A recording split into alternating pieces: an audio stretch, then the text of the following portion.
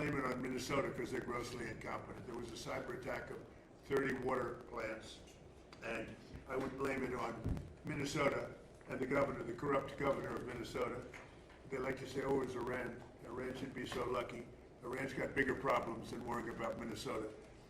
This month it was announced that inflation is dropping at the fastest rate in more than 6 years. Walmart, Sam's Club, Giant Eagle, and others are slashing prices by hundreds of grocery stores, and all of the stores, I mean, throughout the country, they're slashing prices. Something for a long time since my last administration. The stock market has set 73 all-time record highs since the election. That means all-time record highs, 73 days out of a very short period of time. And the typical 401k is up by more than $30,000.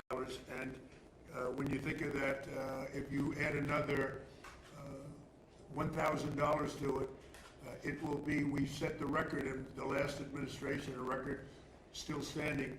This administration is going to blow my last administration away. When the factories that we're building at record, and we're not building them, all over the world they're building. They're coming from all over the world. They're coming from Germany with the cars. They're coming from Germany, they're coming from Japan, South Korea, Canada. From all over the world, they're building auto plants here because otherwise they have to pay tariffs. The tariffs have made our country rich and successful. And all of this, I mean, I'd like to say it was the election. On November 5th, it was the election, and that's fine. But without the election, you wouldn't have what I've done economically. So we have the most successful environment that we've ever had. There's never been anything like it from the standpoint of investment into our country. It's 5 to 6 times higher than anybody has ever seen, than any other country, not just us, has ever had. On July 4th, we launched Trump accounts, a key provision of our great, big, beautiful bill. And these tax-free investment savings accounts have already been activated by over 7 million children. These are investments made in our future, which is our children. Our children are the most important aspect of our future, with more being added each day. So it's a tremendous hit, over 7 million, and really just got going, I would say, Scott, about 2 weeks ago when it was, we got the final approvals. And we have over 7 million. Actually, there's never been anything quite like that. But millions of accounts are pre-funded with $1,000 from the U.S. Treasury, or generous gifts from private donors like Michael and Susan Dell and others who have given billions of dollars, billions. People are putting up hundreds of millions and billions of dollars into it and buying really a great future for children. When they turn 18 or when they turn 21, instead of having no hope, no future, they will end up with hundreds of thousands of dollars and maybe even more than that. So it's going to be something to see. With modest additional contributions, they'll grow by numbers that could be over $200,000. We're looking at the timeline. I wish we had an economy like we have now with the stock markets going up, but they will benefit by our country being successful. And we're going to give every child a head start on the American dream. So go to trumpaccounts.gov. They're really something. The whole world's talking about it, and it's far ahead of schedule. Nobody thought it would be as successful as it's been. It should be. It should be. And we start them off with $1,000, and this was part of the great, big, beautiful bill. With my most favored nation policy, you could say this is even a bigger thing, if that's possible. On drug prices, we're achieving record discounts on prescription drugs. The prescription drugs were going through the roof for many years, and now we're getting record discounts with price differences of 300, 400, 500, 600%. Nobody's ever heard of a thing like that. And what this is all about is that we had the highest prices anywhere in the world by far. Most expensive drugs, prescription drugs, and others. The highest in the world. The whole world was laughing at us. We paid for the rest of the world. We subsidized the whole world, and I said, we're not going to do that.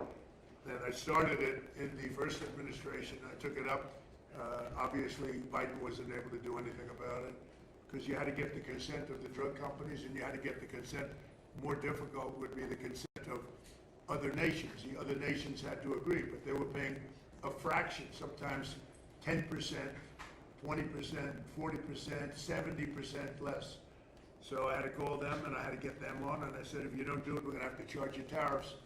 And they all said no at first, very politely said, sir, we can't do that, we're not gonna double our prices. They had to double their prices, and in some cases triple their price, and we would come down. So a pill that sold for $10 in Germany would sell for $130 in New York. Same pill from the same company, the same factory, the same plant, same laboratory, from $10, and we pay $130. I said, no. Now the world is a bigger place, so it's not as bad as it sounds to them. So they went up to 20, and we came down to 20.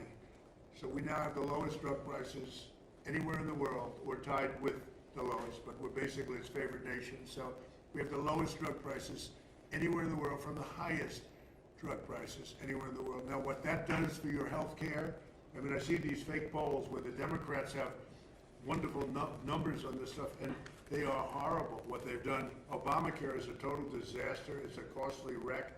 It's unaffordable. We call it the Unaffordable Care Act. It's a disgrace. They never even thought of being able to do something like this. They didn't even try. They didn't even try. So I got the drug companies first, and then I got the countries. And the drug companies agreed because they knew the countries wouldn't agree. And when I called Germany, France, when I called the UK, when I called all of these countries, I said, you got to do it. It's unfair. We're paying 10 times more than you're paying for the same drug. You can't do this. And they said, well, we're not going to do that because we're going to have to double our price in order to make you happy. I said, no, maybe you're going to have to triple your price. They said, well, we can't do it. I said, that's all right. If you can't do it, then I can't do something also. And I'm going to charge you very substantial tariffs, which are far more than we're talking about.